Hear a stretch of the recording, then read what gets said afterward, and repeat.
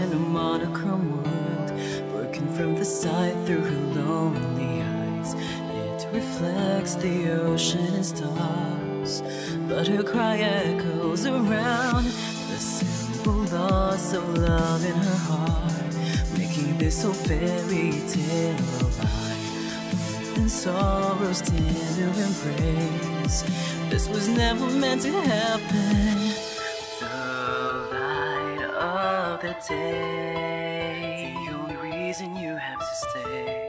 Hear me sing my song and just keep holding on. So I think I ended the last episode on a really good note. Chevalier. Oh my fuck. And I really don't feel like calling him that, so he's Chevy from now on. He's either Rumpel or he's Chevy. I don't care. Y'all can just freak the fuck out, or you can join me on the Chevy trip. You can hop right in the pickup truck and we'll go on a trip, alright? Alright. Chevy it is. And I remember what Chevy... Did I really end the episode on an and? I didn't even realize. No, I didn't. Oh, it's because I went back. I'm sorry.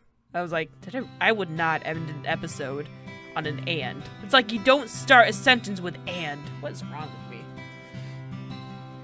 And we're starting the episode with lovely dots. Princess, are you okay? Yeah, I'm just thinking about Rumpel's real name. Oh, if it isn't the princess. Are those dark circles under your eyes from a romantic night out? You can shut up. You have a brother named Llama. You can just get the fuck out.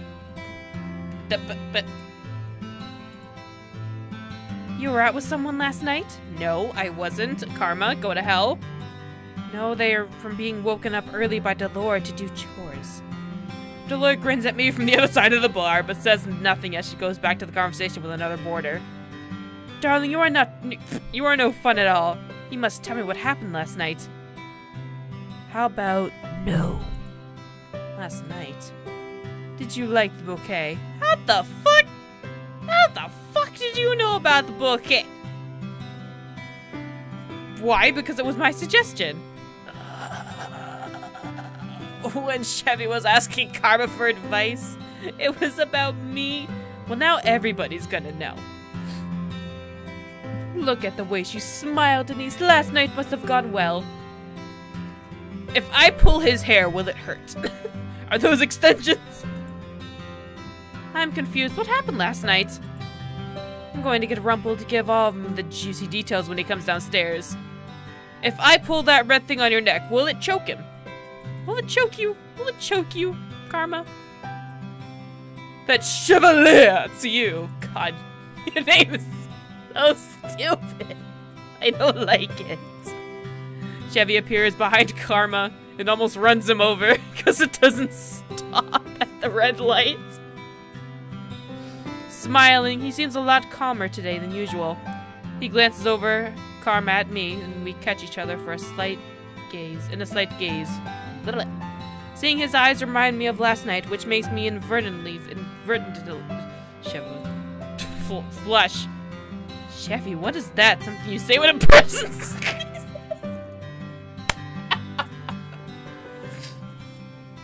Chevalier to you! Oh, Chevalier! Oh, you sneezed. Here, have a tissue. Chevalier, by the way. Jesus Christ.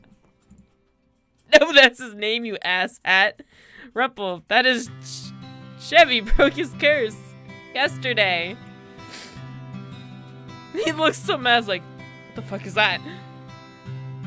If Karma could have Googled it, he would have, because I had to. There's a stunned silence from everyone in the immediate area. Even Delore walks over to us.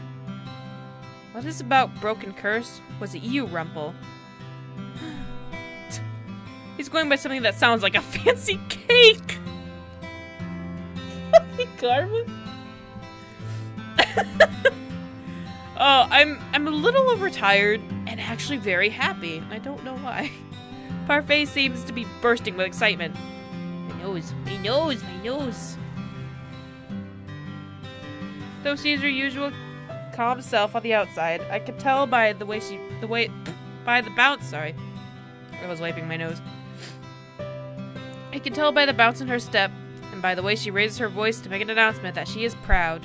But everyone has learned that Chevy has broken his curse. People come to the table offering drinks and congratulations. Chevy gets lost in a crowd, mostly of women, but much to my surprise, he does not flirt back with any of them.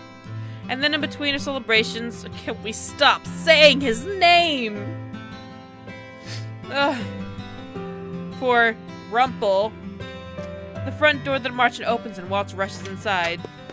Where'd the Lord Lady Parvati speak immediately? Waltz, you're just in time. We're all something has happened at the palace. Alright, who's dead? The room goes quiet as Waltz proclamation. A few people shift uneasily in their chairs. Some try to go back to the conversation. But where is my brain? Most people do not care what's happened in the palace, but they can tell by the tone of Waltz's voice that it's bad. What happened? An uprising. Huh? Huh? What? A coup staged by witches. Witches have taken over the palace. Though, whoa. I like how it's a different, like, oh no, this has happened. Oh no, this has happened, like, every time. Kind of. Was it? I can't remember. It's slightly different every time. The information is so sudden it makes me dizzy. I reach out to grab the table and my hand lands on the wood before I can slip. Witches have taken over the palace. An army of them? No, only a few. Like 2. No, 3. Julian strides across the room, followed quickly by Garland. What's this about witches taking over? We have some of the best knights at the palace. There was no way witches could have broken under the palace's guard. Unless they had someone inside helping them. Gasp.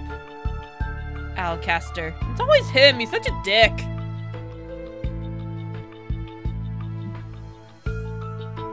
Sorry, I needed a drink. No, Myth. Myth? Mithras.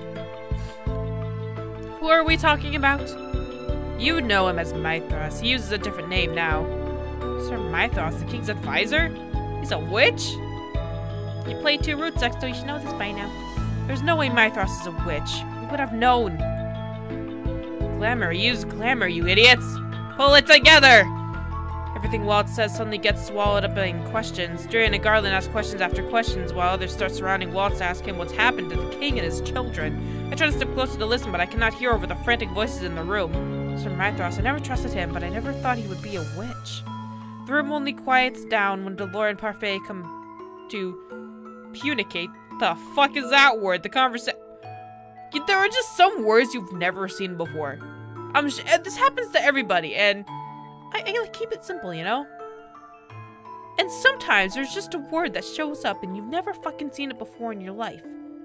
You've probably heard it before, you've never fucking seen it before? It's like when you try to spell something, you're like, I have never spelled this word before in my life. I've heard it a million times, fucking can't spell it. The conversation with their own demands for everyone to fuck off. The marching boarders are all taken into a reception room, where Waltz stands at attention waiting to answer questions. He explains that he was looking into a rumor about Sir Mithras from only a few days ago when he found out about the witches' uprising. It was a surprise attack orchestrated by Mithras, who let the witches in through a secret entrance to the palace. Alcaster was killed during the Woo! Good! We don't like that guy. During the uprising, many knights were injured and currently being tended to in clinics and hospitals around the town. After his explanation, I feel even worse than I did in the main room. I stare at Waltz at a loss. What of Fritz? The fuck is Fritz? Sir Alcaster's son. Fitzgerald. Fritzgerland. I still like it. He was my personal knight. If Sir Alcaster was killed during the uprising, where did I put my son? Where did that put Fritz? He was working with Sir Alcaster or Sir Mithras. Did he escape? I'm sorry, Princess, I haven't heard anything about the knight named Fitzgerald. I stopped myself because, like, Fritzgerland. Was he? My butt is sore. Killed? The thought makes my heart plummet. Hasn't he already died? No, Fritz cannot possibly be dead. I have to believe that he's still alive. I feel Rumpel's hand on my shoulder briefly before it slides off. Are any of the king's knights remaining in the palace? If they are, they've either been forced to turn against the king or they've been killed. Is Mythros sitting on the throne? No, he's usurped. The king. He has usurped the king, but he hasn't taken his throne. But why? Waltz turns to me and an expression softens. Almost had a burp. Princess, feel free to ask me whatever you want. I'm sorry I didn't answer all your questions earlier. What happened to the king and the others? I'm not sure. From what I've heard, the king and his family, your family, are still alive. I never cared for any of them, my step-family, but hearing that they are okay is still a relief. Mythros may be keeping them in prison for now. What is the glamour Sir Mythros used? Dolor steps in to answer the question. A glamour is a high-level magic used to conceal one's identity. It keeps even the other witches from sensing them. You. Parfait cast the same magic on you shortly after you came to the tavern. It was to protect you from the evil witches. I'm in glamour? A glamour can only be conjured by the powerful witches. It sounds as if this witch has been using glamour to hide himself from others. Do you know Mythros? It was a long time ago. We both shared the same teacher. Teacher, wait. Waltz, you're a... Wait, I thought we already knew this. I guess not. Yeah, I'm a witch. Okay, moving on. He smiles at me, but it is weak. He does not... and does not reach his eyes. Mythros was always very competitive. I thought that he had died at the end of the Great War, but he's been in the palace this whole time. His disguise was so simple. I should have realized his name was so similar, but you are such a dumbass. You couldn't have helped it. That's what the glamour does to you. Maybe if I wasn't cursed, if I had more of my magic, I would have been able to sense him. Okay, who has the crown? As of right now, no one. The king's been kicked off the throne and Mythros has made a public announcement about the uprising to the throne. But he does not call himself king. Is he trying to win the throne over for someone? You! Mythros has no one left. He was obsessed with our teacher, but she is gone. Maybe he has a different alliance now. Parfait's eyes look distant as she stares dismally down at the ground.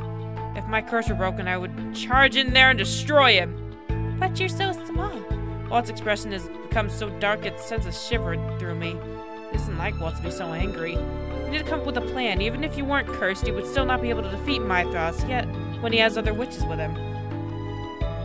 Witches are trickier to handle. Can't just be plunged through with a sword, eh? Why not? I agree with Karma. If all of us go in with swords and shields, we should be able to take the palace back. This is what we've been practicing for. Even witches will die if you stick a sword through their heart, won't they? But getting to a witch who knows you're there is difficult. Blah, brain fart. I want to help. I want to help. Rumpel wraps his fingers around my wrist and frowns. Fuck no! This whole time I've been living at the March, and I was spared the fate of the royal family by sheer coincidence because I was cursed. I cannot just sit here and do nothing while the kingdom falls to a fucking witch! Sorry. It fell to witches before it, and there were dire consequences. I cannot continue to be passive. I will not let myself be like Mother, goddammit. Princess, I am Sexto Aurelia Britain. I think that's how you pronounce my middle name. The crown princess of Angel, and I will not stand by and watch when thy kingdom is in turmoil. When my kingdom is literally turmoil. The room goes quiet at my statements. Rumpel's fingers loosen on my hand. I can see a ghost of a smile on his face, though it underlines his sorrow. Spoken like a true princess. Whether or not you want to help, Princess, you really can't. You won't be able to use magic until your 18th birthday. Then we wait till then! That's when you become the bearer. I cannot let that stop me. I will find a way. The conversations in the room continued for a long while. At some point, it said that the volunteers are needed at the hospitals and clinics for the injured soldiers. Rumpel immediately volunteers. Only afterwards does he look at me with regret. Princess, I'm sorry. For what? For putting my job before you, and after all I just said. He told me he was going to try his best to change. Bria called him selfless before, but for putting his work before her, but was that selfless. You would be a fool not to. My life is not in any danger, and there are people who need you more than I do. Do what you do best, dude. Princess Sexto. Promise you I'll do whatever I can to help you as well. As the meeting disbands, I am left standing there in quiet. The last to leave is Waltz, who promises me that he will make things right. I'm going to trust everyone, but I'm also not going to stand idle. Blah, blah. I am having so many brain farts. I will make things right somehow. I need a drink. Hold on.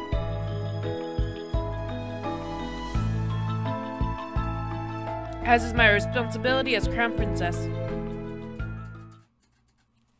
Oh man, that drink felt so good. I'm taking another one.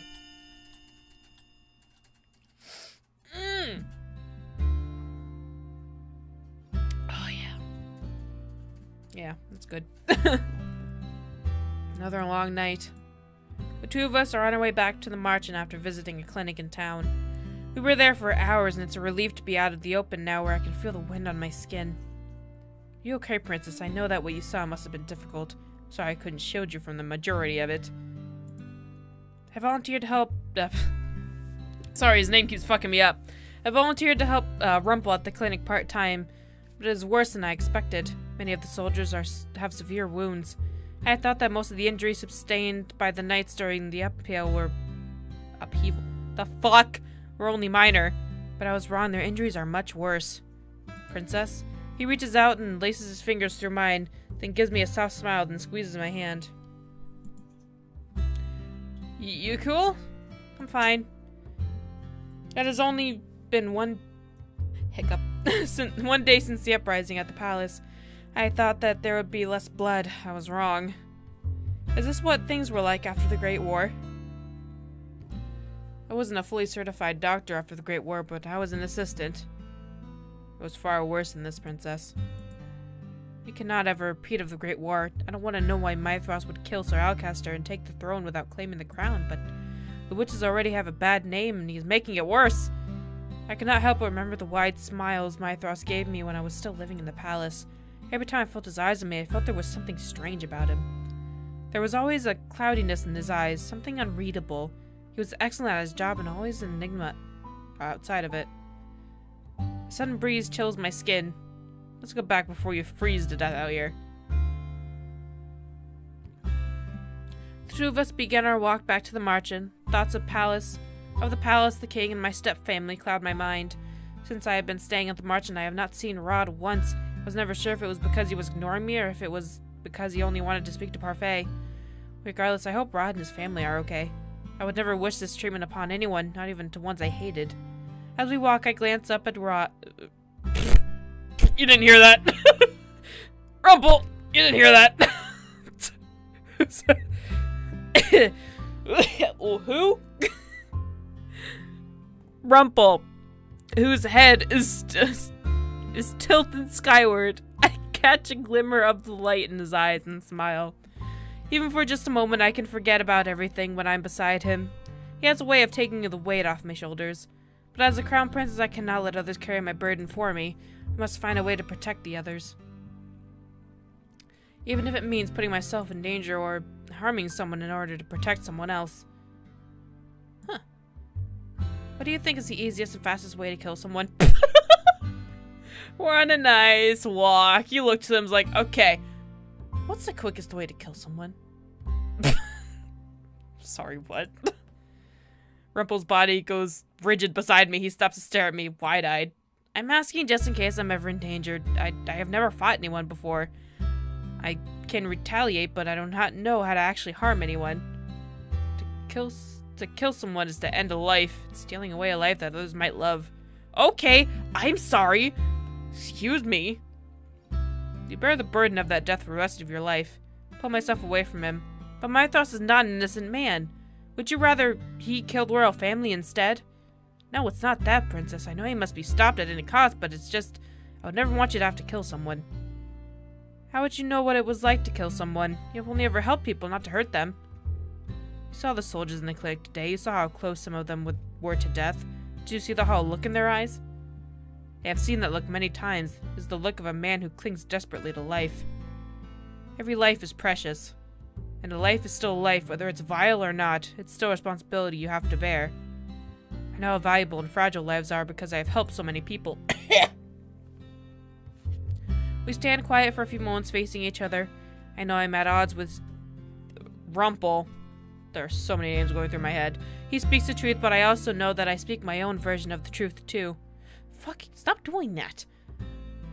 The world is a place where only the strong can survive. People are kind, but they will take advantage of those who are too caring. Bria told me that Rumpel was so selfless, he became selfish. She told me that he would never had anything. He never had anything because he gave everything to others. You okay, Lily? You just hit my desk. Jesus. His kindness has hurt others, and I fear that it is likely a chance to hurt him as well. What if his reluctance, to hurt right out of my head, that word, goodbye, to hurt anyone causes him to be the one that is injured? Rumpel suddenly breaks the silence. Most people think that the easiest way to kill a person is to stab them through the heart. Those people would be wrong. Now you're telling me how to kill a person? Okay, then how do I make it look like an accident?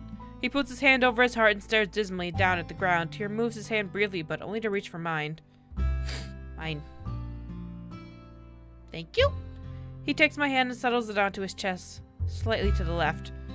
I can hear the beating of his heart beneath. You can hear it with your palm? That's fucking amazing. It's soft and gentle. What can you feel besides the beating of my heart? The ribs? Yes, in order to stab the heart, you have to get through the ribs. That's why most of the soldiers in there who got stabbed in the chest are still alive. If you want to quickly kill someone, you have to stab them where it could be difficult to stem the blood from the wound. The neck, because you have a major artery in the neck. Right? Am I right?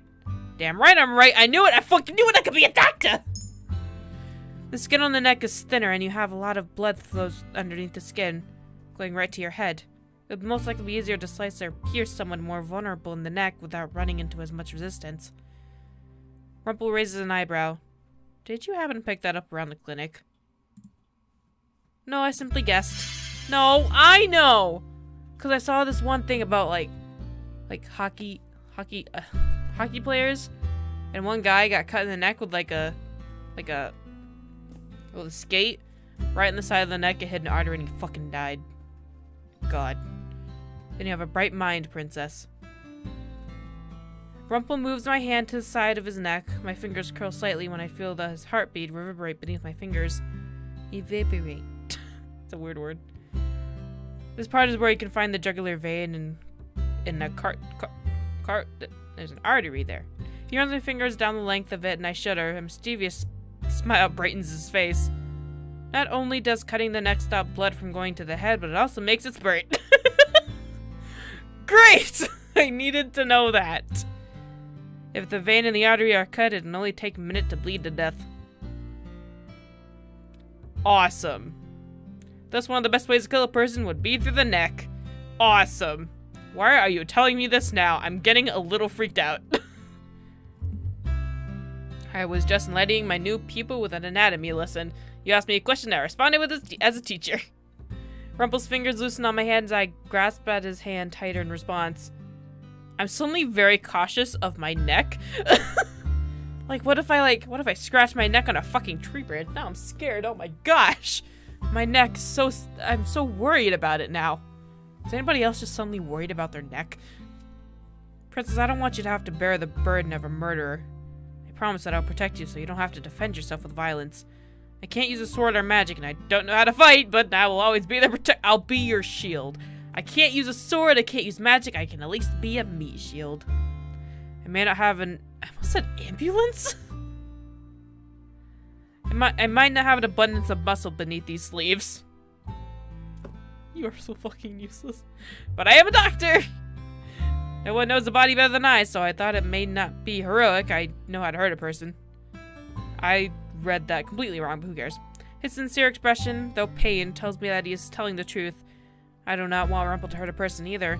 It would either destroy everything that he has worked toward as a doctor. He has seen so much suffering, yet always seems untouched by it. I'll do anything I have to protect his positivity. Spit those bad words out. There we go. I am ending it now because I am going to go wrap my neck in, something very hard. Am I gonna be like assassinated in the night? Who fucking knows? You'll never know. Anyway, I'll see you guys next episode. Bye-bye. Oh, also, probably the last episode. This is the last chapter. Yes, this is the last chapter. Of course, it's chapter 10, but nothing fucking happens there anyway. We're gonna go into battle next episode, guys. We're gonna cut somebody's neck off or something. I don't know. I'll see you guys next time. Bye-bye.